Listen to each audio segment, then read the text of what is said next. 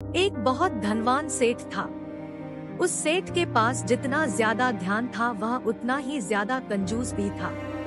1 रुपया खर्चा करने से पहले भी वह सेठ पहले यह सोचता था उसकी भरपाई कैसे होगी। कभी अगर थोड़े पैसे खर्च हो भी जाए तो उसे रात को नींद नहीं आती थी। इस सेठ के रिश्तेदार और दोस्त हमेशा उससे दावत मांगते थे, लेकिन किसी न किसी बहाने से सेठ उन्हें टाल दिया करता था। एक बार व्यापार में सेठ को बहुत बड़ा मुनाफा हुआ। सेठ के दोस्त और रिश्तेदार उसके पीछे पड़ गए कि अब तो उसे दावत देनी ही पड़ेगी। सेठ ने उन्हें काफी टालने की कोशिश की, लेकिन वह नहीं माने।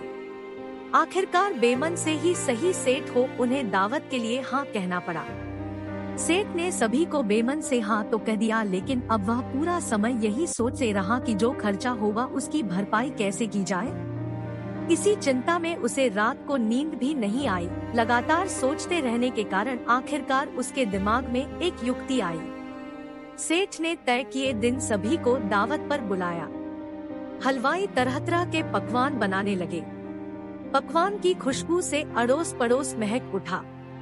एक तरफ जहां सभी लोग पकवानों की खुशबू में खोए हुए थे, दूसरी तरफ सेठ ने अपने नौकरों को बोलकर सभी के चप्पल और जूते बोरों में भरवा लिया और शहर में व्यापारी के पास गिरवी रखवाने के लिए बोल दिया।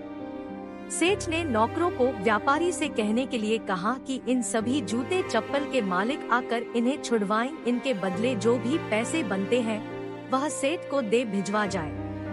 व्यापारी ने सेठ की बात मानते हुए सभी जूते चप्पलों को गिरवी रख लिया और उनके बदले में अच्छी रकम सेठ को भिजवा दी। इस बात से अनजान सभी रिश्तेदार और दोस्त सेठ के घर स्वादिष्ट भोजन करने में मग्न थे।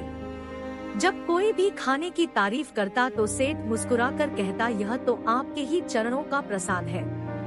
खाना खत्म करके जब सभी मेहमान अपने अपने घर जाने की तैयारी करने लगे तो सबने बाहर आकर देखा तो सभी आश्चर्यचकित थे, क्योंकि किसी की भी चप्पल या जूते वहां पर नहीं थे। सभी सोच में पड़ गए कि इतने सारे जूते चप्पल कहां जा सकते हैं। सभी को परेशान देखकर सेठ ने सारा सच उन्हें बता दिया और बड़ी धीरता से कहा, जो भी अपने जूते या चप्पल वापस पाना चाहता है वो शहर में व्यापारी के पास जाकर उन्हें छुड़वा सकता है।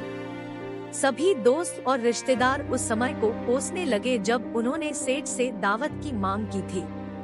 सभी सेठ को भला बुरा कहते हुए वहां से वापस चले गए और सेठ अपनी बुद्धिमानी पर इतराते हुए मुस्कुराने लगा। दोस्तों, ऐसी कहानी सुनने के लिए हमारे चैनल को लाइक करें, शेयर करें, सब्सक्राइब करें। Thank you so much.